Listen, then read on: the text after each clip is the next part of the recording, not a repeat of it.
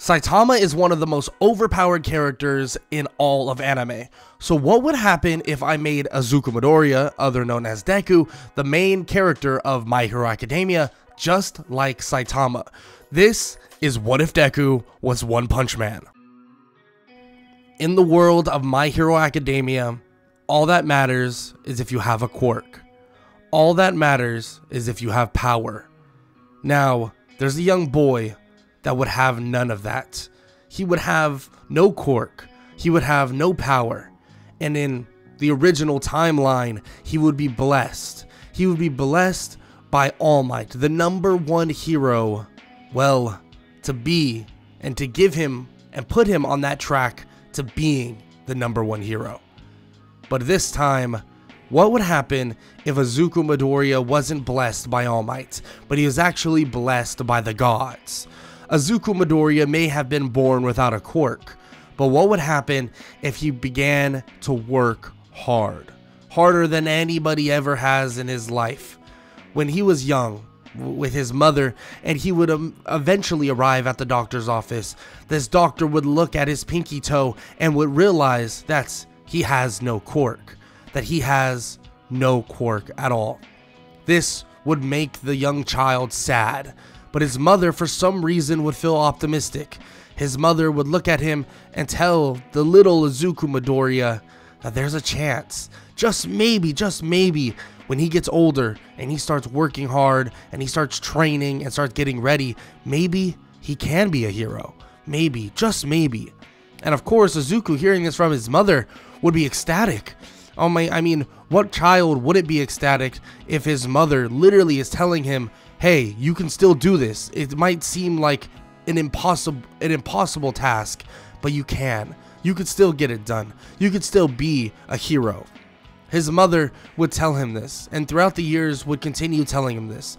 Telling him that maybe he won't be just like All Might, exactly how he wants, but he can train hard. He could be a hero as long as he just works and he just trains. Maybe they'll get him in martial arts or something like that, and he'll be able to train and be a hero that he wants to be the hero he truly can be. Of course, Izuku's only at the age of about 8 or maybe even 9 at this point, and Izuku would be all up for just starting to work out, to train, and get ready. Izuku would begin working out, but he starts with something small. He begins to look on the internet, what's the best way for someone as young as him to work out? He sees that he's basically getting told to do sit-ups, do more or less do push-ups, do crunches, do anything you could think of. That's all he really has to do, 100 squats. And he thinks that, okay, well, maybe he'll do this. Maybe he'll do it every single day. And that's exactly what Izuku begins to do. 100 push-ups, 100 squats, 100 sit-ups or crunches, and he continues to do this. Eventually, he would feel that he is getting stronger. I mean, at least for a kid his age, and he believes that he should amp it up even more. He begins to actually run, more or less run a long distance every single day, including his normal workout regimen, and it's hard on him. He feels that it's extremely tough. I mean, it just gets tougher and tougher. Izuku doesn't know what to do. He feels like he's just gonna fall short. But no, his mother would tell him, do not give up. Continue and keep on training, keep on working hard, and, well, he'll get there. And she promises that he's only 9 right now, but if he continues working hard and doing what he's doing, by when he's around 13, she'll allow him to get into some sort of martial arts class, in which he's happy to hear this, and he continues to work hard. This would give him the motivation to continue pushing himself as hard as possible. In doing so, though, he wouldn't realize that this blessing from the gods was all connected to this work ethic that he needed to show, this push he needs to give. And this was truly the first and really final step to Izuku Midoriya becoming One Punch Man. Izuku would do 3 to 4 years of this over and over again, the training over and over again. And eventually, he would feel this strength. He would feel this power. Where is this coming from? How is this even happening? He doesn't know. He begins to walk around, but every step he takes, it feels like he's pressing against the grass even harder than he's ever pressed before. On top of that, he begins to walk up to a tree and he goes to just softly punch it. When he softly punches it, it obliterates into pieces. Izuku is completely shocked and he thinks maybe his quirk awakened. Maybe just maybe he has power, he has strength, maybe he has a quirk now. He would walk and go over to his mother after school and he would tell her this, that he's extremely strong now. It's insane. He doesn't know how it happened, but he was able to just more or less obliterate a tree. His mom would obviously find that his power is just overwhelming. I mean, who wouldn't? He's able to obliterate a tree in one punch, just one hit, that's it. And he says that he just tapped the tree as if he was barely flicking it and it just destroyed itself, which is an insane idea. He could be on par with someone like All Might. I mean, I know it might be an over-exaggeration, but I mean, what if it's not? What if it's the truth? What if he could level buildings just like All Might can? But that's an understatement in itself from his own mother. His mother may sound optimistic, but that's underrating how strong he really is and what he currently could be. But controlling this power is something Izuku needs to know and needs to understand. And that's immediately what his mother wants him to do. Understand to use restraint, use control. So while he's at school and, you know, doing his normal stuff, she would begin to put him into after school meditation classes, yoga, simple things like that. Yes, I know it sounds, oh, that sounds kind of weird, but I mean, you gotta calm yourself somehow and make sure that you always keep a level head. And on top of his normal training and the training he normally would do, Izuku would eventually find that he has a bit of an issue. His hair begins to fall out. He begins to freak out, thinking that he has some sort of cancer, but his mother would say that they can go to the doctor, but says that that's not exactly how cancer works. In which Izuku didn't really know how it worked in the first place, but he would then head to the doctors with his mother, and the doctor would say he has no idea why his hair is going out and more or less falling out. He says that it could have been a quirk just appearing out of nowhere, but there's no sign of a quirk. But you never know. They kind of keep the idea that he's super strong from the doctor, you know, just a little bit. They don't want to like tell him everything that he really doesn't need to know. But they do tell him that Izuku has seen a good bit of more strength recently, and he has been training. And he does bring up the fact that it could straight up be from, well, overworking himself, in which that's at least what they believe at the moment. But that's not 100% the reason why his hair would fall out, and not 100% the reason why his hair did fall out. Still though, the doctor says that cancer is definitely not in the books. He doesn't have cancer, he's okay. But at the end of the day, it's good that he got brought here and they checked him out just in case. Of course, after the doctor's appointment, Izuku goes back to what he's normally been doing, and let's just say he's not the most popular kid in school. I mean, he's quirkless, quote unquote. He has no hair now, and that's kind of a warrant for people to bully him, which, hey, never bully people for things they cannot control. I feel like that's what My Hero Academia has taught us. Well, sort of. But I mean, have you seen the community? With that said, I know I got off topic from the story a little bit, but still, Izuku would continue on with just his regular training, getting ready, and just preparing himself to hopefully get into UA. And eventually it would come to that time, or at least a little bit before that time, which is when he was around about 15 years old. Being that he's around 15 years old, it's now time for him to hear the bit of a speech from his teacher. His teacher would, from middle school, would basically talk about how he knows that all of them don't want to, well, do normal jobs, and that they all want to go the hero route.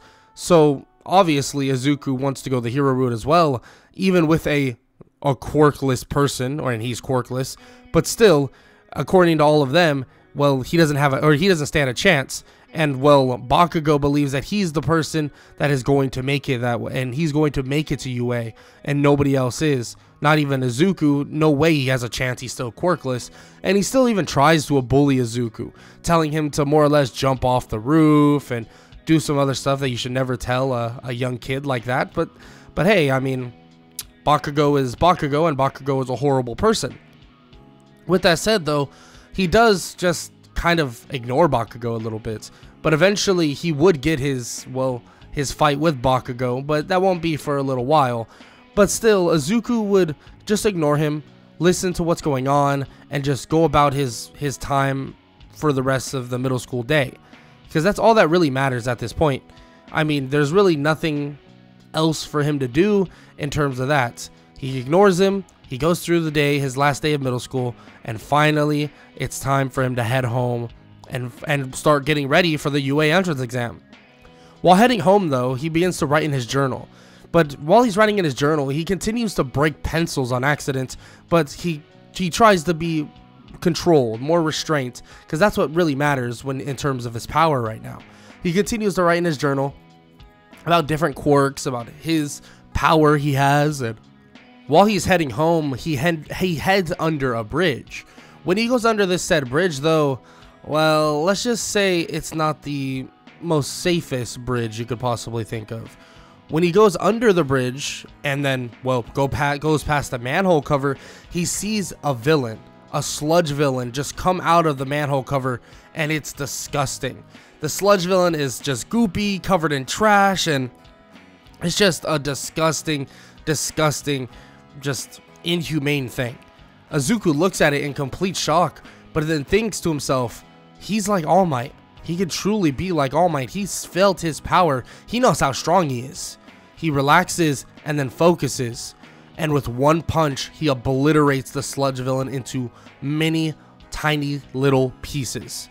Izuku looks at his hand and smiles, but then a realization would come over him, as if he understands. He now knows that what type of power he has, and he now understands what he is. With that said, though, Izuku basically just obliterates a villain, obliterates one entirely, which is kind of crazy to think about, because I mean, he's just a kid. Like, how was he able to do such a thing? In which All Might would have the same reaction when he would arrive, asking where the villain went, and Izuku would be filling up bottles for basically to store the villain into, in which All Might is in complete shock. How the hell did he do that? I mean, he's just a kid. How did he completely destroy him? I mean, that's insane. In which, well, Izuku says that he's been training really hard and he's been working really hard. He's quirkless, actually. All Might is basically completely shocked after Izuku says this. I mean, he's literally told that this kid that obliterated a villain in one hit is quirkless. Like, what kind of crazy voodoo witch doctor superpowers world are they even living in? And he understands that his powers are insane, but this kid just said he's quirkless. If that's true, well, I mean, what kind of power did he gain from what type of training did he do? That's the main question. But of course, he doesn't have that answer, at least not right now. And Izuku doesn't really give him much of that answer. He gets an autograph from All Might, and All Might suggests that he goes and tries out for UA as soon as possible, because it will be a breeze for him as long as he keeps his studies up. Izuku nods and says he'll make sure to keep his studies up and also his training up, but he'll make sure that he aces everything. And on top of that, he'll go destroy the UA entrance exam. All Might laughs and nods his head, saying that he expects the kid to do big things. I mean, he might even be stronger than himself if he's able to just one punch a villain like that. I mean, maybe he'll be the next All Might. All Might begins to laugh and leaves, and he begins to think, maybe he should give that kid his quirk. But as All Might is about to jump off, thinking about this, he turns around and the kid is gone. Izuku is gone. He jumped off as well, and he's already back at home practically. He was only walking home normally because he was just writing down stuff in his journal. He wanted to get stuff down and make sure he has stuff drilled in his mind before he would get home. But I mean, he's home now, and he begins to tell his mother about what happened, and this just reassures her that he could definitely be a hero and be an extremely powerful one. I mean, it's obvious, like, Izuku has done insane things so far, so it's just a matter of time before it's finally his chance to go into UA. And that's exactly what happens 10 months later. A ton of studying, a ton of working out, and so on and so forth, and there we are, or there he is, right in front of a giant building, right in front of everything. And frankly, he's excited. He's happy to get on with whatever he's doing and get on with trying his best to do what's in front of him. I mean, he's excited, extremely excited, to more or less just destroy the competition and get into UA without a hitch. He begins to walk forward, and he's stoic, ready to go, and everybody's staring at him. He can't tell if it's because he's bald, or because they know who he is, or they've heard about him, or they heard about the whole sludge villain thing. He actually isn't 100% sure. I mean, either way, it's okay, but he enters the UA more or less testing grounds, and he begins to just get ready while President Mike begins to speak. President Mike begins to tell them exactly what's going to happen. They're going to have a practical, and they're also going to have a written portion of the test or exam. Izuku is excited for both, just to show what he can do and how much he studied to get ready, and the written portion goes on without a hitch. He passes it, and at least to his knowledge, he thinks he passes it, and he just absolutely aces everything in front of him. But what really counts is when he arrives for the practical exam. The practical exam is more or less just a bunch of robots. These bunch of robots pertain to different points. You have 1-pointers, you have 2-pointers, you have 3-pointers, and then you have a 0-pointer. Izuku's just excited. He wants to rack up as many points as possible and prove that he's the strongest here. Prove Bakugo, or prove to Bakugo, that they're not even in the same league. So that's exactly what he's going to do. Unfortunately, he's not in the same group as Bakugo, so he can't, like, you know, visually show him, but still he'll be able to prove that once this gate swings open. The gate would eventually swing open, and in a blink of an eye, Izuku would be gone. He would be running at insane speeds, and everybody would say that, hey, the countdown didn't even finish, but President Mike says that there is no countdowns in a real battle. But just as they're beginning to run out, they see a ton of explosions in the distance and robots being tossed in the air, or pieces of robots at least, being tossed straight up into the air. One after another, 1 point, 2 point, 3 point, one shot, or, well, one punch, destroying and obliterating robot after robot. All the robots begin get destroyed. It's as if everybody is watching a little speck of nothing just blitz around, destroying everything. They can't even comprehend what's even happening. It's as if their eyes can't keep up with the speed of Izuku Midoriya. He's just obliterating so many robots, and eventually he would just end up on a roof. He'd be sitting there looking over as all the robots are just obliterated in rubble. And of course there's a couple more here and there at least, but overall it's like everything is practically destroyed. The other people, in terms of points, it's pretty limited. I mean, they sort of are able to get enough robot points and stuff like that, but UA kind of has to determine it based off of a couple other metrics and so on and so forth. And they do keep an eye on this Izuku Midoriya kid. It says here that he's quirkless. I mean, maybe they're gonna have to run more tests on him. Like, what kind of power does he have?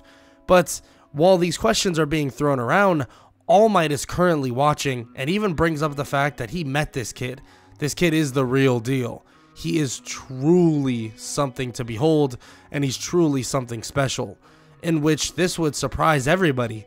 You know this kid? How do you know him? In which he brings up the whole incident and what happened, and everybody is just baffled. Everybody is shocked.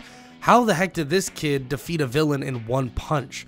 And All Might says that it didn't even look like he tried very hard. It looked like it was easy for him. Something like what All Might in his prime would normally do in the far, far past. I mean, just too easy. Just like that. And All Might is not even, it's even hard for All Might to believe what he's even saying. But it's true. The kid is something special, in which they think this is great. I mean, they're gonna have to get on the phone and message this kid ASAP. I mean, they need to know more. They need to know more ASAP. So eventually, when he gets home, a couple days would pass and he would get a phone call pretty early on from UA, but more specifically Nezu. Nezu would speak with him, ask him a couple questions about his quirk, but Izuku says that he's quirkless. All he's done is trained. That's all he's really done. And Nezu asks him, what kind of training did he exactly do? And of course, Izuku would explain to him, but when Nezu would hear the training that Izuku says, he would sit there in complete disbelief. This kid's saying he did push-ups, sit-ups, and squats, and ran a lot, and now he's this strong. Yeah, that definitely makes even Nezu's brain hurt. And this is arguably the smartest being on the planet. And he's even kind of dumbfounded by this. How does that even make sense? Like, at all. It doesn't make sense at all. Nezu doesn't even know what to really say. I mean, what is he supposed to say? I mean, the kid just said that he did basic training, and now he's, well, overpowered. Now he's able to one-shot everything, in which that's just, you know, something completely unspeakable, you could say. With that said, though, Izuku asks if he got into UA, and Nezu says that the full confirmations aren't out quite yet, but I mean, he could guess that he's definitely gotten into UA, in which Izuku gets excited and even tells his mother about this, in which, I mean, they have to go celebrate, and that's exactly what they do. They celebrate, they're happy, and frankly, it's just a good time overall. I mean, at the end of the day, how would it not be? I mean, this is fantastic.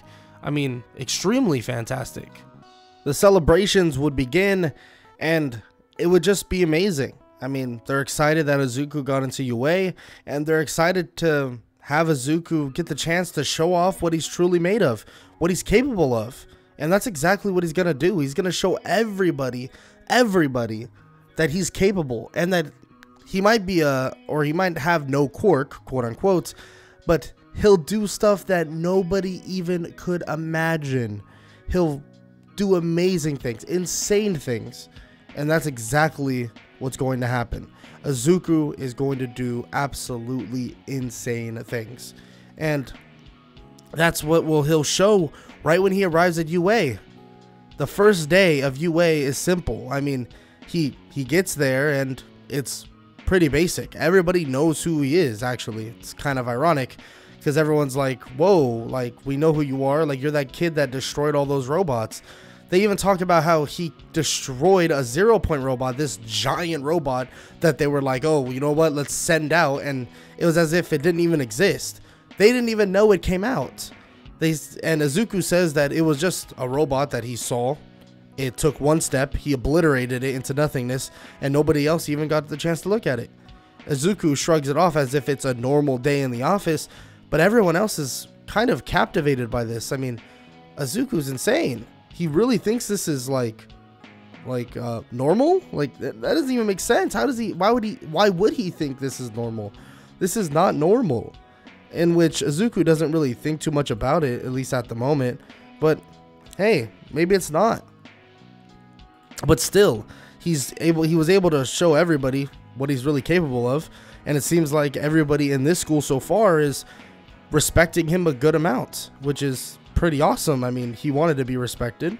He wanted to be not just known as someone that's, well, you know, didn't have a quirk and he was useless, so he didn't like the idea of that specifically. So he's happy that everybody seemingly is respecting him. It's a cool thing. He doesn't think too much about it at the end of the day, but he does appreciate it. he eventually would arrive in Class 1A, and when he would be in Class 1A, he would just sit there and wait for the teacher to finally arrive. Everybody would begin asking him questions, and this would definitely be something different, something very different from what Izuku is used to. I mean, this is kind of crazy. Normally it's Bakugo being the one that's like fawned over and being obsessed with, but now it's him. Now it's everybody talking to him and saying that he's awesome and that he could do this or that and that he's doing amazing things, and Izuku's happy that everybody is, you know, saying good things about him. But I mean, at the end of the day, he didn't really care for this in his totality. All he wanted to do was be respected. I mean, that's about it. He didn't want to be, well, Bakugo. He didn't want everybody to fawn over him and be like, oh my god, he's so amazing. Kind of how Bakugo, let's be honest, wants to. But still, he's not too against the idea. I mean, he's okay with it, he guesses, and feels that as long as it doesn't get super annoying, it should be fine. In which, knowing Izuku, it probably will eventually get annoying for him, but that's okay. I mean, at the end of the day, it's better to be fawned over than bullied into the ground, I guess. In which Izuku definitely believes this, because, I mean, why would he want to be, you know, flat out bullied instead of fawned over? That, it's kind of a weird, you know, process of his own mind. But, you know, at the end of the day, Izuku awaits the arrival of the Class 1A teacher, being that of Aizawa. Aizawa would finally enter and begin speaking with everybody, talking about exactly what they're going to be doing, in which he brings up the fact that they're going to be doing a bit of a quirk assessment. He would then look at Izuku and says that, well, strength assessment for him. Everybody would be confused, but then a realization would come over and the rumors would be true. They would realize that this guy is, well, quirkless. That's insane. There's no way he's actually quirkless, right? Like, how does it make sense for him to be quirkless? How is that even possible? Everybody is just completely taken back by this, but it's true. He is quirkless, and that's just the facts, and that's just the fact of the matter. But then Aizawa would tell them all to shut their mouths and meet him outside. They have a test to do and a quirk assessment to finish. And the first person up is Izuku himself. Aizawa says since the #1 student in UA is Izuku, he'll be starting them off. He gives them a baseball to throw, and he tells Izuku to throw the baseball as far as possible. Izuku nods and just gets ready. He lines it up and just chucks it. And when he throws it, it's almost in an instant, it says infinity. And Aizawa smirks, and he already understands. He understands that Izuku is just far above than what these other kids can do. I mean, in pure strength alone, at least. Bare minimum. But what else can he do? He just wants to find out. He hears everybody talking about how fun this is going to be and how cool it is that Izuku did that. And he tells them all that whoever gets last place is getting expelled. That he doesn't care about this fun and games stuff. That whoever gets last place will be gone. He doesn't care. He wants to make heroes, not help kids have fun. He doesn't care about that. He doesn't care about any of that. He tells them once again that they better listen up and listen good, because if they don't, let's just say they're going to all be expelled, and he's not playing around. So he tests all of them. Izuku is able to show off exactly what he's capable of, and frankly, he just passes everybody and gets #1 in everything, but that's not surprising. By the end of all of it, everyone is concerned. I mean, who's going to get last place? They're going to feel so bad. What's going to happen? And eventually the last place person is revealed. The last place person to actually be in the exam is Hagakure, Invisible Girl. Invisible Girl isn't too good at really anything, so she's unfortunately in a position where she doesn't want to be. She can't pass. So that means she doesn't pass. But guess what? Aizawa was actually lying, or at least to a certain extent. He tells them that it was all really just a logical ruse, and the whole point was so that they would try their absolute hardest. And plus, he's trying to more or less gain information that he doesn't already have of the students that are currently in front of him and of these so-called future pro heroes. But with that said, well, Izuku listens on as Aizawa tells them all that he no longer cares what they do and they could all just leave. Izuku's confused, but he just takes this as a way of maybe just going to their nice classes or heading home. So that's exactly what the class does. The first day of UA is officially over. Question marks definitely surround everyone and everything, including Izuku, and Izuku's curious to what they have in store for him next, and Aizawa is wondering the same thing. What kind of power does Izuku even have? What kind of just strength and just insane things does Izuku have in store? What kind of power does Izuku truly have? Well, that's exactly what everybody, and including Aizawa and Izuku, want to find out. What exactly is Izuku Midoriya, or soon to be known as One Punch Man, truly made of? Izuku Midoriya is finally ready for the heroes versus villains training. And let's just be all transparent about what's going to occur here. Izuku isn't too afraid of anything that's going on. And it's not that he's necessarily underestimating, what's to come. But when they all put on their hero outfits and so on and so forth, he arrives and hears All Might speaking. I mean, All Might talks about what they're doing. They're doing heroes versus villains training, and that it's going to be a heroes versus villains. And the first team up is Izuku Midoriya and Ochaku Araka versus Katsuki Bakugo and Tenya Ida. And just like always, Bakugo would be the same rowdy and annoying person he always is. He'll begin to say that he can beat Izuku by himself and it's going to be easy. And he's going to make it look easy. And so on and so forth. But that's definitely not what's going to happen. The fight would begin, or the heroes versus villains training would begin, being that Izuku and Ochaku are the heroes, and their goal is to find where the bomb is. Izuku begins to say that he'll handle the front line, that she won't have to worry about it, in which she thanks him, she guesses, but they begin to walk forward, and when Bakugo comes flying toward them, Izuku would practically land one punch to his face, and he would be out cold with a shattered jaw. Yeah, that's not exactly what Izuku wanted to do. He didn't want to hurt him that badly, but I mean, the momentum was something he did not take into account.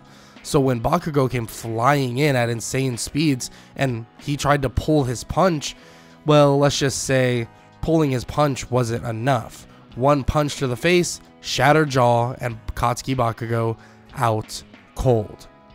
With that said though, Izuku just walks up the stairs with Ochaku until they find where the bomb is currently located, and when they find it, well, Tenya Ida can't even keep up with how fast Izuku can move.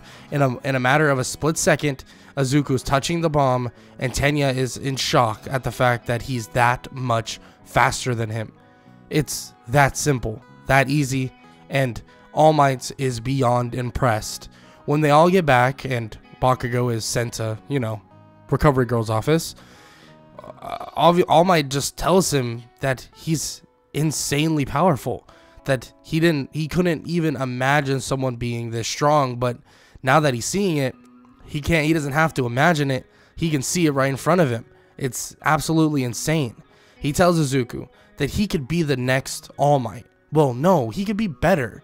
He tells Izuku that if he tries and he works hard and he does everything in his power, he can be better than him. Way better than him. And hearing this, Izuku is shocked and happy to hear it, but he had no idea that All Might would even feel this way and would even think this way. He tells All Might that he will not let him down, and he's going to make sure that he becomes even better than him. Everybody is shocked to hear that All Might is giving such insane, compliments to more or less Izuku, and I mean, it is pretty warranted when you think about it. I mean, Izuku is leaps and bounds better than most of these people, and in terms of just, well, fighting, power, strength, everything. And the crazy part is he's quirkless. How is he able to do such a thing? But still, everything goes on without a hitch. Everyone does their training, and Izuku would just be prepared for whatever's to come next. And the thing that is to come next is actually, well, more training. Yes, I know, repetitive, just like the show is, but still, training at the USJ will be a different feeling for everybody. They're going to be doing rescue training. Rescue training is more or less a way for them to learn how to save people, and maybe it will teach Izuku some restraint.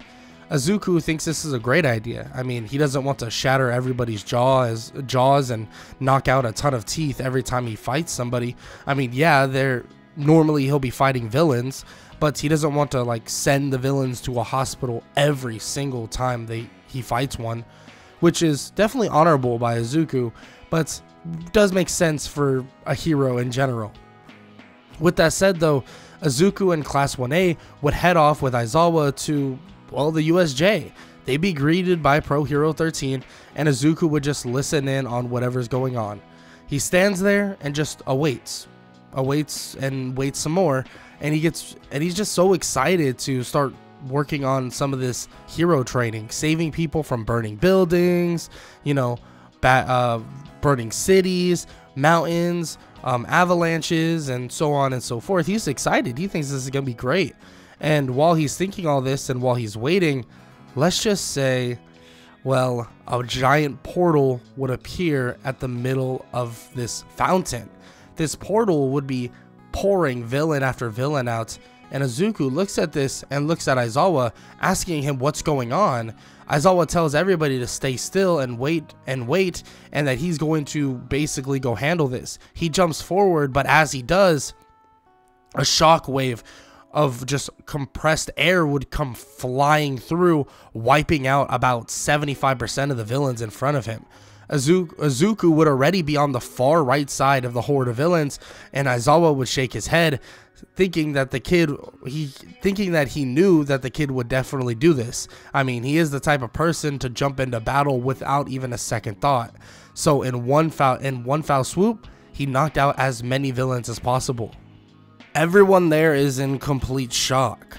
I mean, he just obliterated so many villains in a matter of a second. And obviously Aizawa would come in and in one foul swoop knock out the rest. And the villains that are left are Kurogiri, Shigaraki, and also the Nomu. And the Nomu gets immediately put on Izuku. They immediately yell, or Shigaraki immediately yells, telling the Nomu to kill the kid. Kill the kid right now. And as the Nomu comes in, swinging all blaze of glory, Izuku looks and punches it with about the same amount of force that he used to hit the shockwave, and the Nomu goes and flies back just a little bit. And this would put in Izuku's mind, well, this thing must be real strong. He might be able to use all his strength. He's never done that before, but this is an attempt that will be for the ages. Izuku looks with the death glare, and immediately would punch the Nomu so hard that he would go flying out of the entire USJ. And Izuku would see the look on the villains' faces, and they would be terrified. What the hell is that? And who the hell is that? They immediately think to retreat, but Izuku is already on them. Izuku lands a punch to Shigaraki, and then immediately would be able to shoot a huge gust of wind toward Kurogiri, in which it does hit one of or part of Kurogiri's body, sending him flying backwards. Kurogiri is more or less in a horrible position, and Shigaraki is out cold. Of course, Aizawa jumps into the fray, grabbing Shigaraki and more or less cuffing him pretty quickly, just with something makeshift or something that would restrict his hands. And in terms of Kurogiri tries to make a portal, But the other students, who were of course told not to, you know, get involved, still get involved. So the whole shutdown of the League of Villains is immediately put to a halt because of Izuku. Izuku would shut it down more or less all by himself. All it took was, you know, one punch that would eliminate 80% or 75% of the villains in a matter of a second. But, you know, I mean, why couldn't anybody have done that in the first place? Still, you know, Izuku played his part and immediately shuts down the USJ attempt. And actually, well, they capture Shigaraki and Kurogiri, but as a last-ditch effort to more or less save Shigaraki, Kurogiri would get off a small portal, but in doing this, it would be a really rough landing for Shigaraki. He would get injured extremely bad, especially with a portal that isn't the best. A portal that was just spur of the moment. Shigaraki would be flying from more or less the sky, slamming onto a building, and then slamming onto another one, but living just a little bit, you know, just barely. And he's, of course, saved and helped out by someone else in their villain group. With that said, though, I mean, Shigaraki is out for a while, and it's really All For One who's the person that has to send somebody to help Shigaraki. And this wasn't in All For One's playbook, but now he knows. He knows of this boy, this extremely powerful boy. But maybe he's the successor to All Might. I mean, if he is, I mean, how much stronger did he get with One For All? How much stronger did he get with All Might's quirk? But what he doesn't know is that this actually isn't the successor of All Might. I mean, yeah, All Might says, like, oh, you can be better than me and you'll be the next All Might, but he doesn't have One For All. He's not, in technicality, the successor for All Might, which is a crazy thought, and a thought that most villain groups, and especially someone like All For One, wouldn't really think much about. He would just expect, well, the kid that did all of this damage has to be the one that is the main dude, the main guy. Has to be. There's no way around it. There's no way anybody else would be. And I mean, would you blame him for coming to that conclusion? Not really. But still, that conclusion would be incorrect. And at the end of the day, there wouldn't be any significant way to stop it anyways. But still, Izuku would go on with just helping clean up all the villains that are there, clean up whatever mess that was made, and he gets a bit of a lecture. But still, Aizawa can't really get mad at the kid for saving literally everybody, so he doesn't get too mad at him. I mean, the kid literally more or less saved everybody there. You can't really yell at a kid for more or less saving everybody. I mean, doesn't necessarily make sense in the long run. But still, Izuku would get a bit of a lecture. He'd be told to not do anything so reckless, but now they know the extent of his power, and God, it's insane. It's absolutely insane. And of course, Izuku would more or less speak to All Might about the occurrence, and they would talk about everything that's happened, and All Might would bring up the fact that the sports festival is coming. And yes, he is known by the people in his class and known by the people in his school, but that's about it. I mean, not every single person will know him, and it's time for him to truly make a statement. And that statement will be in the UA Sports Festival, in which, when the UA Sports Festival would finally arrive, Izuku would make his speech. Everybody would be shocked that this bald head kid that supposedly has no quirk, well, is the #1 student in UA, but quickly they would find out why. Because in one jump, in one single jump, he would jump over the entirety of the obstacle course race. Everybody would be shocked. Is that even allowed? What was that? All Might would be watching from the bleachers, and he would be smiling and nodding his head. All the other heroes in complete shock. What the hell is that kid? All the other heroes would be terrified. I mean, look at him. Look what he's doing. So much stronger and better than all of them. Endeavor frustrated because, well, we all know Endeavor, But still, Izuku would already be done with the obstacle course race, and Midnight is just standing there smiling and laughing, because she knew, and everybody else in UA knew, that this is exactly the outcome that would happen. Everybody in the UA Sports Festival is playing for second. That's all they're doing. And frankly, the only way that they would be able to defeat Izuku would be this next thing, would be the cavalry battle. But in all reality, everybody would want to be with Izuku. And on top of that, whoever's with him would just win. And even if you tried to use strategy against him, anything that you would try to make a strategy about, Izuku would cover up with the quirks of the other people around him and cover up with the raw power that he has. He's still intelligent, he's not an idiot, so it would be kind of just the best way to approach it is to leave Izuku alone.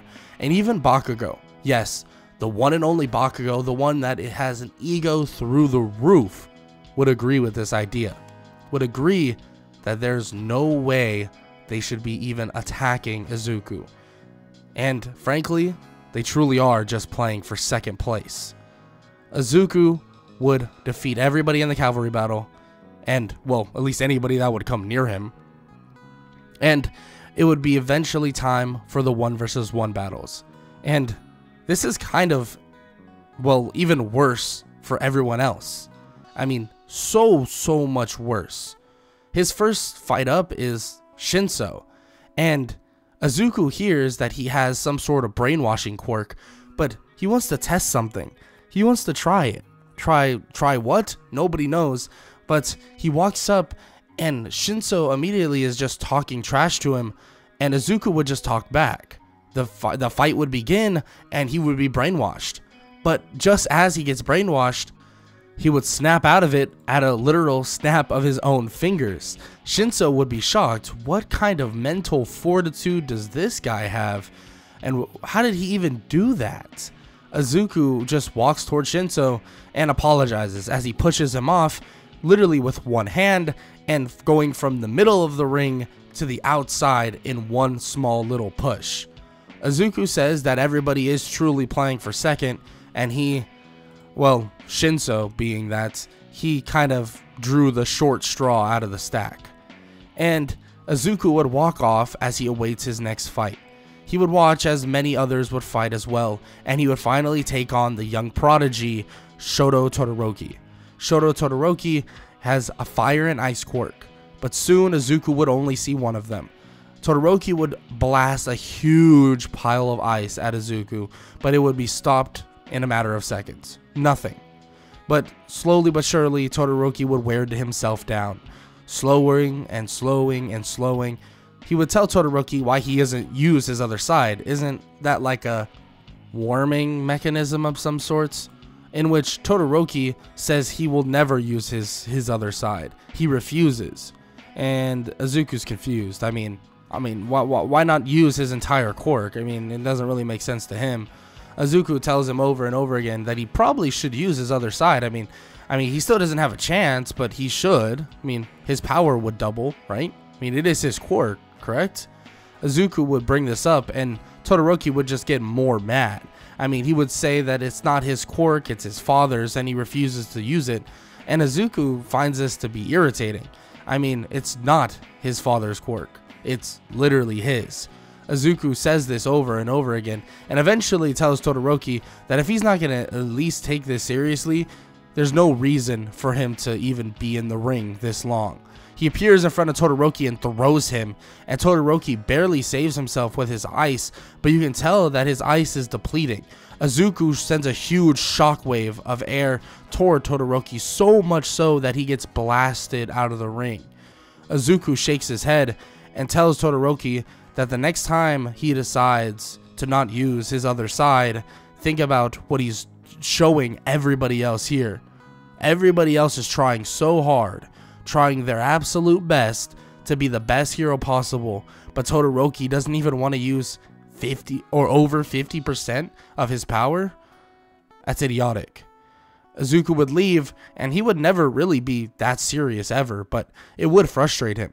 I mean, he's trained all these years and was blessed with the strength of, well, it seems like 1,000 gods, but this person decides, oh, he doesn't need to use this quirk that he was blessed with. That kind of just irritates him and rubs him the wrong way.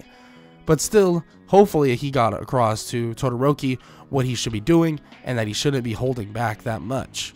Still though, did he really? He's not so sure. A couple more fights come up. I mean, he has to take on Tenya Ida, but this fight would be extremely easy. And he would see that Tenya is a little bit off kilter. Maybe mad, maybe frustrated, maybe something happened. He's not so sure. But the fight with Katsuki Bakugo and himself would go exactly how you think. I mean, it would all end in one punch.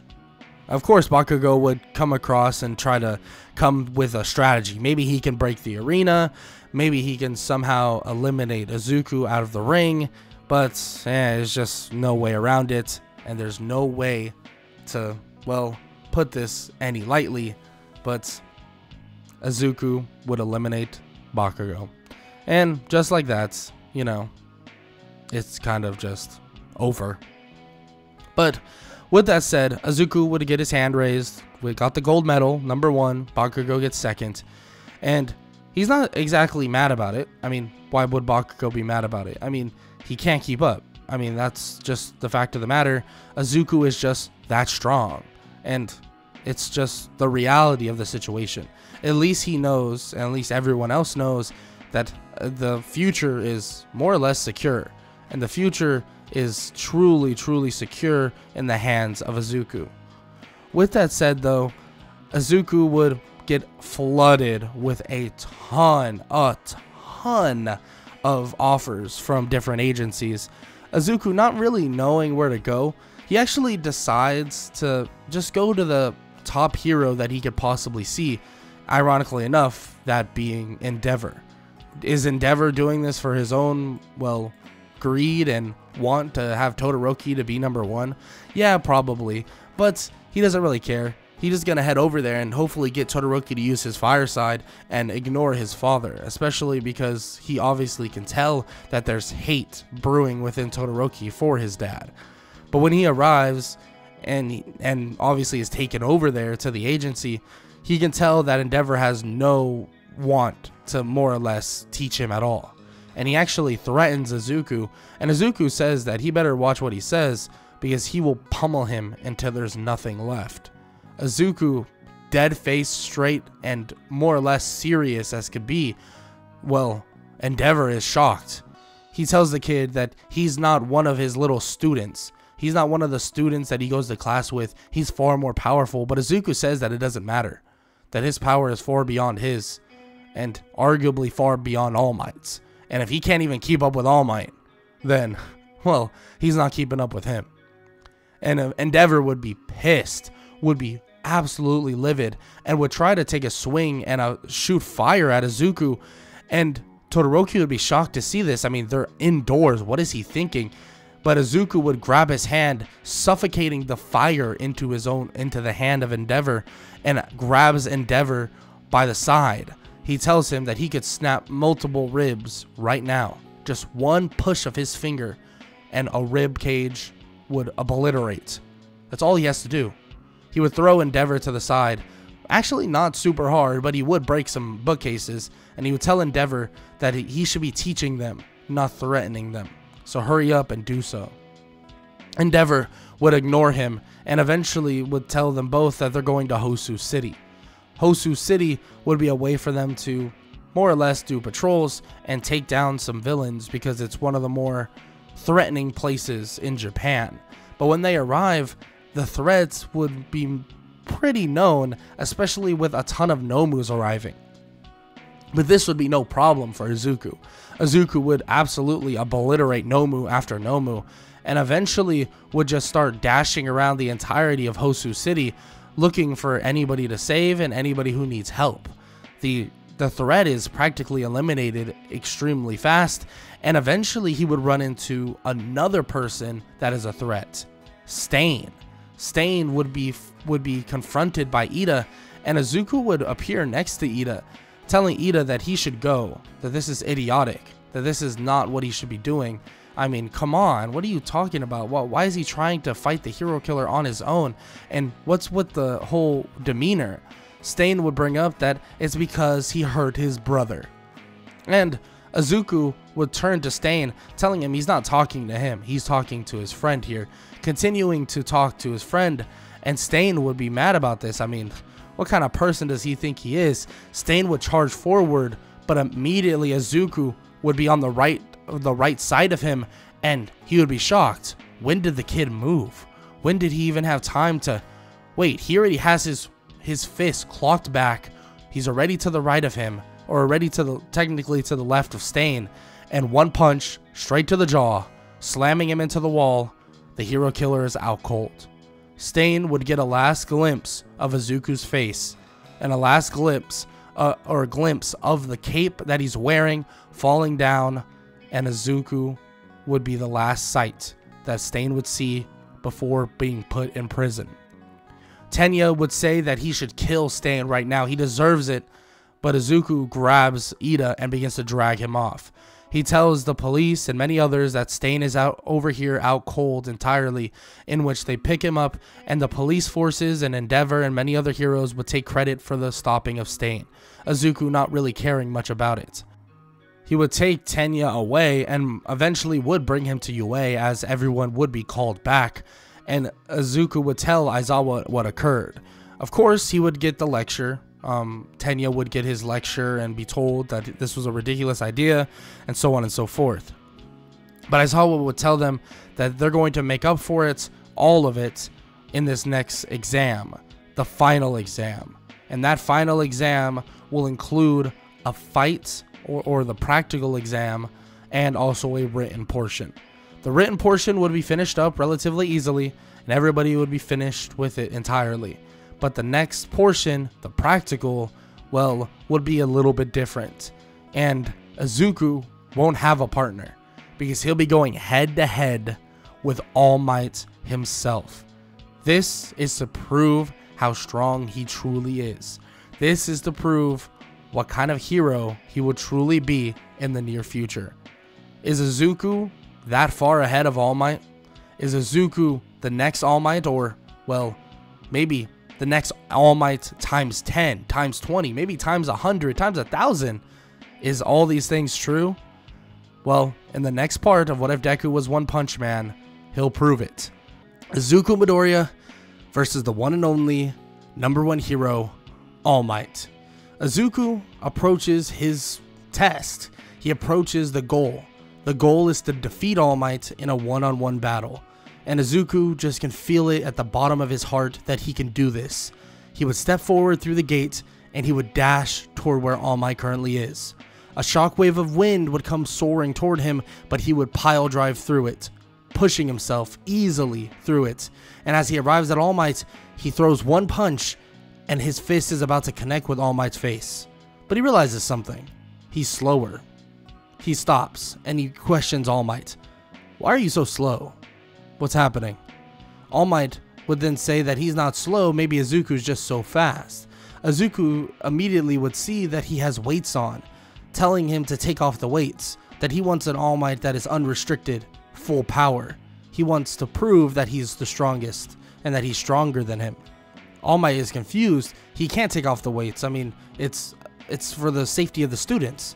And Izuku says that he'll be just fine. He promises that. He's never been hurt in his life, and it's going to continue to be that way. Of course, All Might is skeptical, but eventually Aizawa would confirm that he should take off, well, the weights. He does just that, and the fight would begin. Well, whatever you want to call this, if it's really, quote-unquote, a fight. Izuku would land one blow to All Might. Yes, it would be partially blocked, but that one blow would injure All Might so much that All Might felt his whole body aching. Izuku would say that that isn't even really a fraction of his power, and All Might would be in complete shock. How strong is this kid truly? Izuku would then appear right in front of All Might once again and land one more shot, one more punch, and the fight would be over.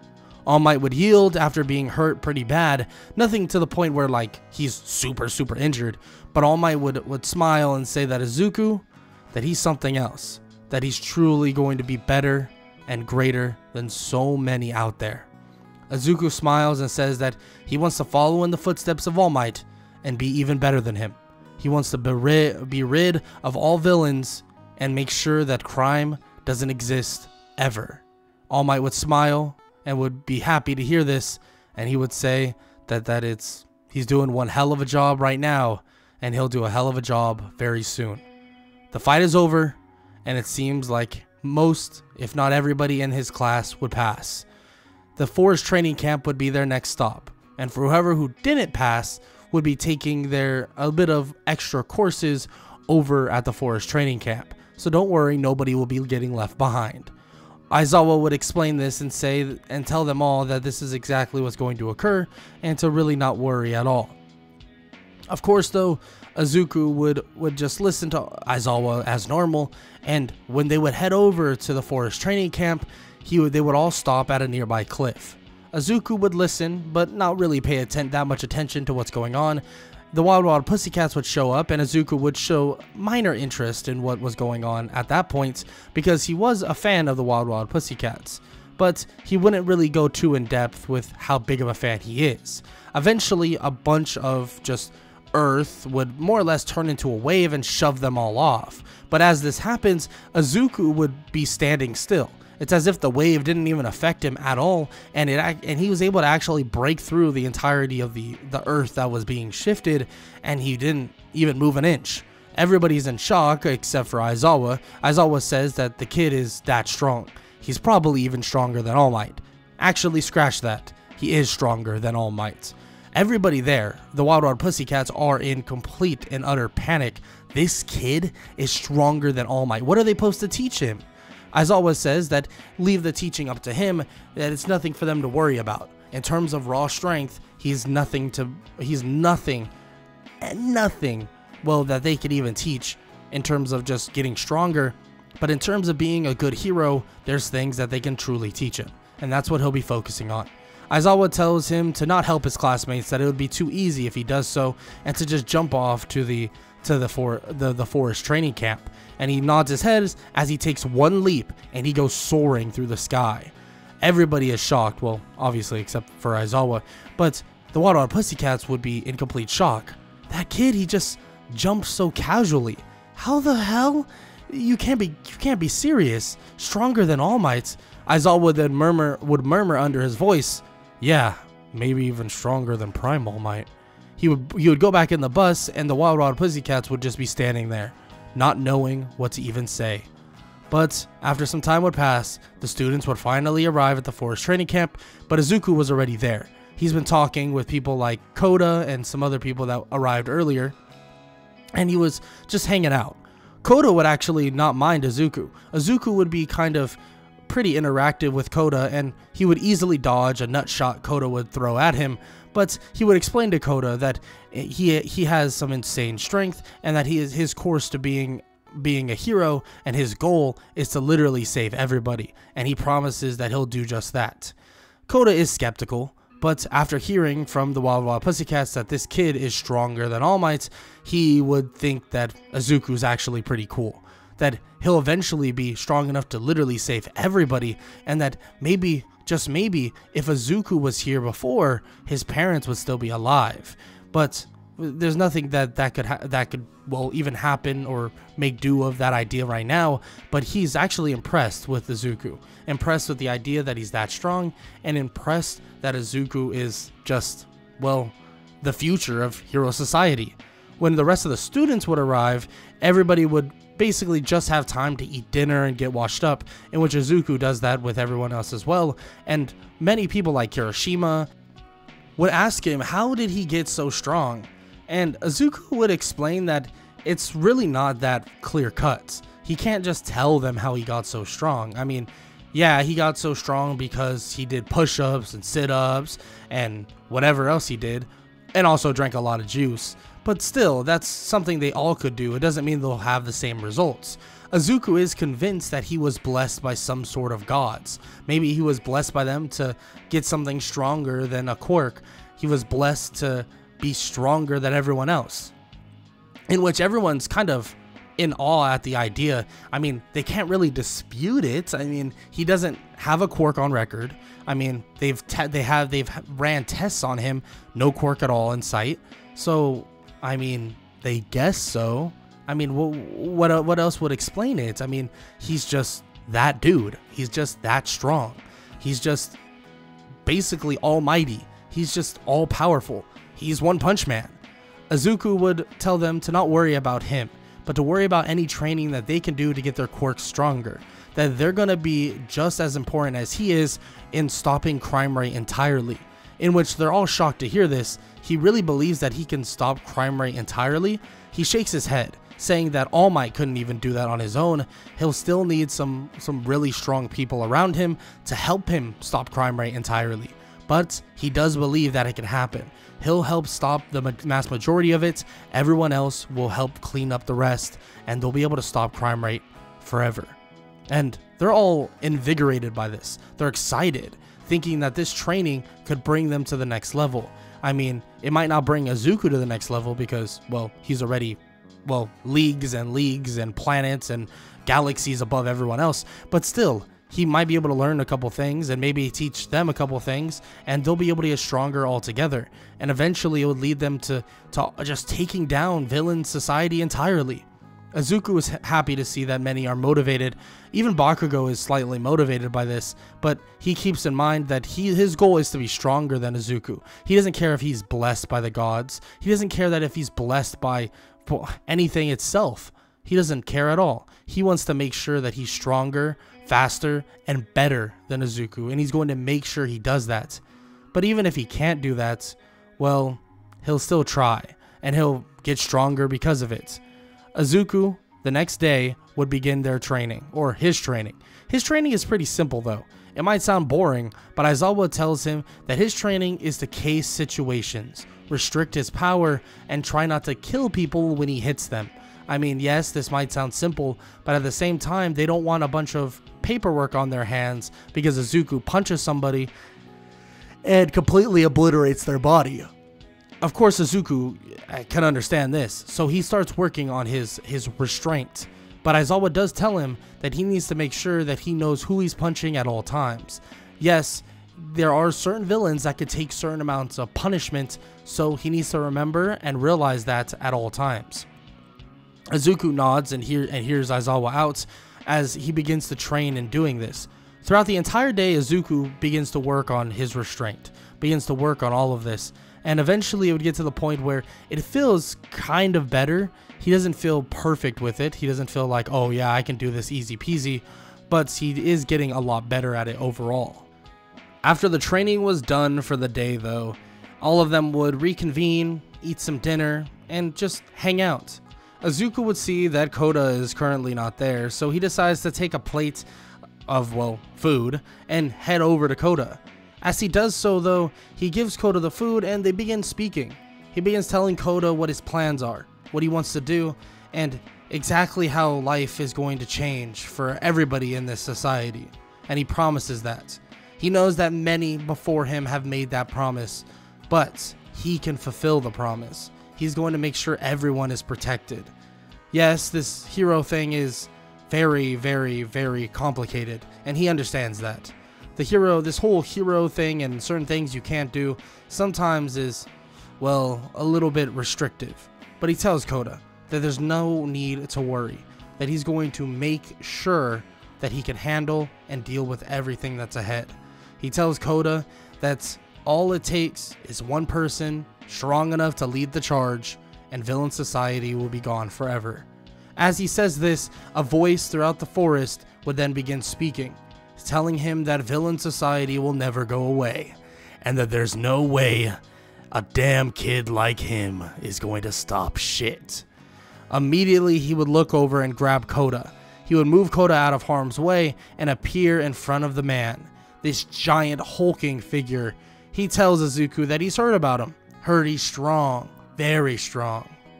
Izuku would not let the hulking man say another word, landing a punch straight to his face, a punch to his guts, and a punch straight to his back, sending him flying toward the mountain as he smashes into it.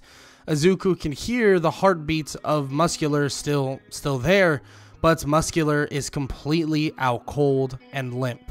Izuku tells Koda that they're going to be heading back to the camp, that they need to make sure to save whoever and everyone they possibly can.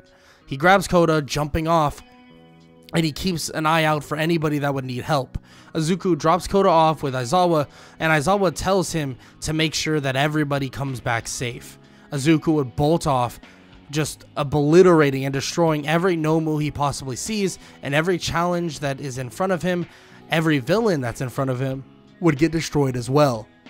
He would destroy every single one he possibly can, but eventually, and very, very soon, he would arrive where Bakugo is. It seems like they're trying to capture Bakugo, but their way of getting out is far, far more difficult than ever before.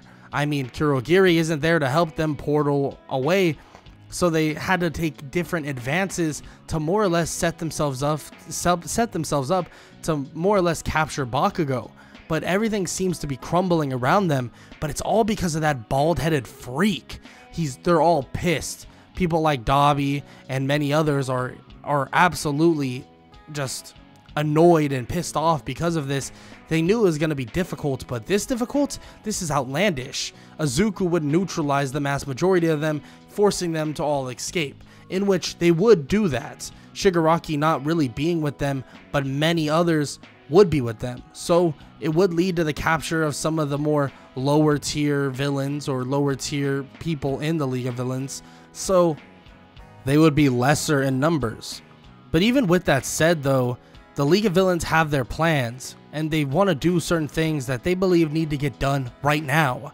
There's certain things that need to be fulfilled, and when all of them escape, they realize they're going to have to fall back on their original plan, or their plan that is in motion now. That plan is to have the combined forces of All For One, Dabi, and many others, and even a trump card, well, to try and defeat them. Try and defeat these people. So when they would arrive back in the city, there would be a fight to break out almost immediately. Izuku would be, well, within that fight as well. He would see that All Might is fighting All For One, and many other people are just brawling and fighting, and luckily enough, Bakugo wasn't captured this time around, but still, within the cities nearby, it's carnage. Nomu scattered all about, Shigaraki laying ruins. They feel that this is their only chance. They can't let any more heroes develop. And that's exactly what they're going to make sure doesn't happen. All For One, many others, and a giant monster would arrive on the scene. Izuku would be told to leave, Aizawa looking at him, knowing that the kid has no intention of doing anything of the sort. Izuku has one thing in his mind and one thing only, and that's to protect and defeat. He sees All For One fighting All Might, but he sees the other small five villains. If he eliminates them quickly, maybe, just maybe, they'll be able to crack an upper hand. He would swing to the fences, knocking out people like Dabi, knocking out other people in the League of Villains, Toga, and so on, and eventually would lead his eyes to Shigaraki. A Shigaraki that actually has been experimented on far sooner than in the real canon. But this Shigaraki is far from perfected and was more of a last-ditch effort. Izuku would put the hands on Shigaraki, and quickly it would be apparent that the levels between Shigaraki and Izuku are way too wide. A knockout blow to Shigaraki would proceed, and Izuku would bring his attention to the giant monster by the name of Gigantomachia. Gigantomachia seems to be a version, a pet of some sorts, maybe a loyal dog to All For One. Izuku would jump toward him, and his mouth would open, but Izuku would know that one punch is all it would do. One serious punch. Izuku would land the punch straight to the dog of All For One, and the dog would get sent flying through the sky. He would realize that this isn't really a dog. Let's be honest here. I mean, it's a freak of nature. He acts like a dog. Maybe he's just loyal as one. but he goes plummeting toward the sky and coming plummeting back to the ground. And with some assists from the other heroes, it seems to be wrapped up and over. Izuku would look toward All For One, and All Might would be on his last legs. Izuku would watch as All For One would clash with All Might one last time, and Izuku can tell and knows that this is the end for All Might. He might not be dead, he might not die, but truly, his hero days will end here. It's sad. Someone like All Might, someone that everybody loves, someone that has inspired so many, including Izuku himself, they're gonna have to watch as he falls, as he falters, and as his life as a hero is over. Yes, one last United States of Smash would defeat All For One. All For One would be carted off, completely restricted, including everybody else in the League of Villains. There was no escaping. There was no defeating. Everything, all the security measures will need to be amped up, but Izuku has shown everybody who's truly going to be the next All Might. Better than All Might, truly, but they wanted somebody to be the symbol, and Izuku would stand in front of a camera and everybody would deem him as the next figure to succeed All Might. But this kid, he's just a kid. Like, that has to be said. He's not truly a hero yet, and the only reason why is because he doesn't have a little piece of paper. I mean, he'll have to go through the process of at least becoming a provisional hero, so getting a provisional hero license, in which that's exactly what's going to be coming very soon. It all starts initially with them training, working on their super moves, and Izuku just working on ways to better himself, working on ways to not only get stronger, but also use restraint. So he continues training with these super moves, continues training, working hard, and so on and so forth, and Izuku would feel prepared. He'll feel prepared, especially when Aizawa would tell his entire class that, well, it's now time. It is now time for them to do their provisional hero licensing exam and become or be available to do hero work and to be heroes for agencies. So that's exactly what Izuku is excited for, and is exactly what Izuku wants to do. But after getting that, well, provisional hero licensing exam, there will be more and more to do. Next up is the provisional hero licensing exam, and also the takedown of Overhaul.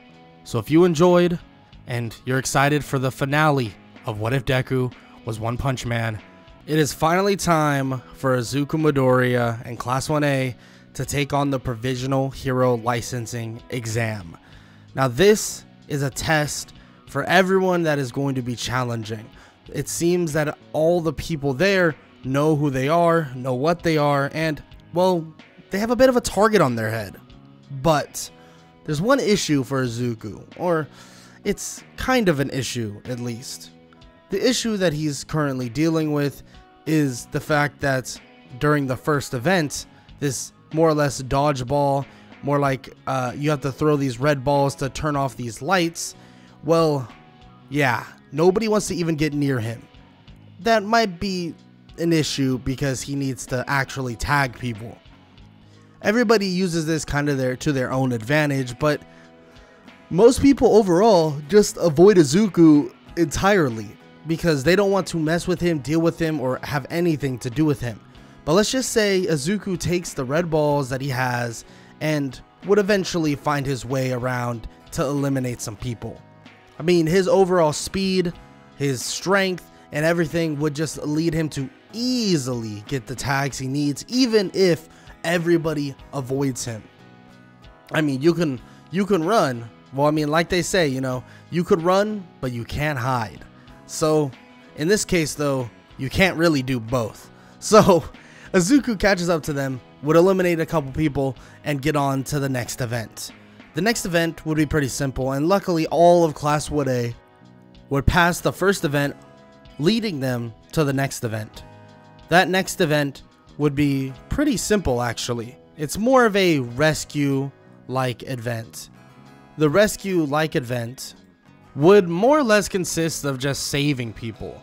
You would save people from different scenarios and save people from different climates and buildings and so on.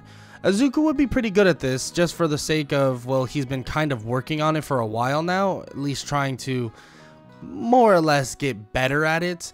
But still, Izuku is finally able to more or less get his bearings of it and save a bunch of people and be able to basically get really good at just restricting himself from, you know, completely obliterating buildings while trying to lift people out of them. So he would find a pretty easy time to more or less lift people and do the heavy lifting for those around, helping out people like Momo set things up, and also just do little things here and there. But when the sirens begin to blare, I think all of us knew what was going to happen next. Many people try to jump in front of Izuku and try to take the glory of it.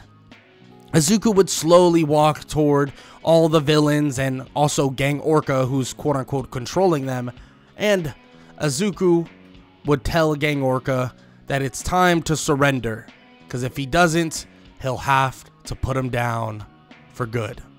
Gang Orca would laugh it off, but you can tell that he's absolutely nervous. This is the same kid that absolutely destroyed so many villains in literally one punch. A kid that is stronger than All Might. Izuku would hear the shaking of the voice of Gang Orca, and in a matter of seconds, he would land one punch to Gang Orca's face, and he would be out cold. The rest of the villains would be completely shocked, and in villain fashion, when your gang leader or your group leader is out for the counts, you run away and scurry for your life. They do just that, and alarms begin to blare, and well, everything is safe and sound and good to go. Izuku would look around and see that everybody's staring at him in complete shock. Yes, they knew he was able to do this, but he really is a monster. Well, a monster in a good way. That might sound weird, because how is he a monster in a good way? But yeah, he obviously just flatlines Gang Orca, makes him just out cold, and the entire thing is over. Over just like that. It didn't take long. Izuku made quick work of everything going on, and well, it seems that most, if not everybody there, would eventually pass their provisional hero licensing exam, which makes everyone extremely excited. I mean, they did kind of luck out at the fact that, well, Izuku kind of just won them the entire battle, and obviously Todoroki and Inasa don't even have to worry about their little dispute because, well, they just don't have to even fight at all. So it actually goes pretty well for most people. And Izuku did make Bakugo a little bit more humble, so he wouldn't, you know, be a complete psychopath. He probably would still fail in some capacity, but he's not a complete psychopath. Izuku would then basically just go to his class, and Aizawa would more or less pat him on the shoulder, telling him that he did a good job. I mean, it's expected, and he kind of knew that this is exactly what was going to happen, but still, I mean, it happened. It happened quickly, it happened fairly, and now they all should be getting their hero provision or their provisional hero licenses, in which Izuku was happy about. And eventually he would get his card, and his bald head would cover 50% of it. He would be disappointed by this. I mean, come on, his head's not that big, right? Don't answer that question. Izuku would more or less take his card, put it in his pocket, and get ready for the next day at UA. The next day at UA would be simple. Mirio and the big three, Nejire, Tamaki, and Mirio, totaling, and they would begin speaking with Class 1A. They would talk about what they want them to know, about work studies, and eventually Mirio would say that he wants to fight all of them. Well, except for Izuku. That fight would be already game over. So Izuku watches as Mirio absolutely tatters and beats down his entire class, which is, well, admittedly kind of entertaining for him, but he still wishes that he could go head to head with Mirio. But Aizawa says that he can go right ahead. I mean, Mirio said that they weren't going to go head to head, but why not give him a chance one-on-one? Izuku is excited about this, but once the fight starts, it's clear that the speed advantage is to Izuku by a mile, even though Mirio is extremely powerful and seems to be getting stronger as they fight. Izuku can't really put his finger on it, but he doesn't really care in the grand scheme of things. He just knows he's getting stronger. He continues to fight Mirio, and it's obvious that Izuku is more or less just waiting for his opening. And once his opening shows, one hit, and that's all it would take. Mirio would be slightly injured and tell him that he's done, that punch hurt way too much. And Izuku basically helps him up and more or less brings him back to Aizawa. He asks Mirio if he utilizes something else other than his permeation quirk. I mean, he's obviously getting faster and stronger, and Mirio kind of sweats a little bit and kind of looks a little awkward and says that it's really nothing, it's just his permeation quirk. Izuku shrugs it off, not really caring much about the answer at least, but he does get an offer from Mirio not too long after that Sir Night-Eye wants him to actually be at their agency. Yes, he knows that it's probably not the funnest idea to be known as a sidekick, but still, Izuku would be great for their next mission and great for what's to come. Izuku would accept. I mean, he says that he doesn't really mind being a sidekick, and to someone like Sir Night-Eye, who's a top hero, it's honestly something he would look forward to. So he does just that. Some time would pass and they would arrive at Sir Night-Eye's agency, and Izuku would speak with Sir Night-Eye. Sir Night-Eye would talk about many things, but the main thing is Overhaul. Overhaul is a serious threat. A threat to society, and they believe that they're making some sort of quirk erasing bullets. Izuku then says that, well, he's perfect for the job then. Perfect for it. They're confused. How is that? Izuku begins to explain that he is quirkless. I mean, in all technicality, they've ran tests recently actually, and there's still no sign of him even having a quirk, which is kind of hard to believe in some regards, because where does he get this strength? And he does say that he was blessed by the gods, but they also don't believe him when he says that. I mean, that's kind of an outlandish statement. Like, why would anybody believe him when he says that? But Izuku just shrugs it off, saying that they can believe whatever they want, but that's the case. He was blessed by the gods. Izuku would tell Mirio and also Sir Night-Eye this as well, and also would tell them that he would love to help him with their overhaul problem, that if he lands one punch, that's all it will take. But they do explain that they want to do more than just find Overhaul. They want to actually find his base and stuff like that. So they would rather keep Izuku here for now because they know how trigger happy he is. He scratches the back of his bald head and he says that he does understand that he is a little bit trigger happy. I mean, he would punch a dude in the face if he knew he was a villain immediately. So after some patrols, they would finally find where Overhaul is currently stationed. More specifically, they would run across him and a little girl. This is information that Izuku would eventually get. He would eventually learn of this and he would kind of be pissed off about it. I mean, he would tell them that if he was there, he could have defeated Overhaul and saved the little girl. They then say that they're going to defeat him anyways, they need to eliminate the entirety of the group. Izuku says that they could have just saved her. That's what mattered at that moment. Don't they realize that? That person is exactly what All Might would do. That exactly what All Might is a symbol for. All Might's not the symbol of peace alone. He knows that every life is precious. Every life deserves to be saved. This does strike a chord with Sir Night-Eye. He would feel a certain way about just this kid saying these things. Did he believe the kid? Did he agree with him? Kind of, to be honest. He believes that, well, Izuku's right.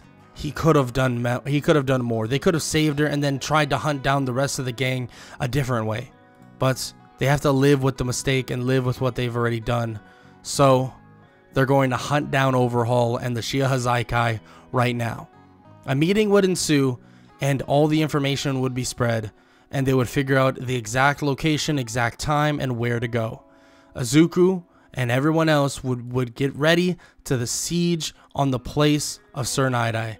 Get ready to siege on the place to more or less stop the Shiha Zaikai entirely. Well, it's finally time. Izuku would get the signal, and once it starts and once everything is ready to go, well, he would charge forward with everyone else.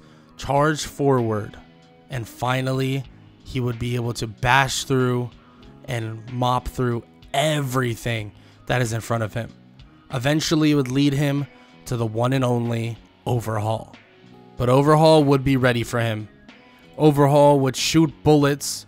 Not only him, but many others would shoot bullets toward him that were infused in some sort of quirk. It's odd, this blood that is changing everything, that it will revert quirks entirely.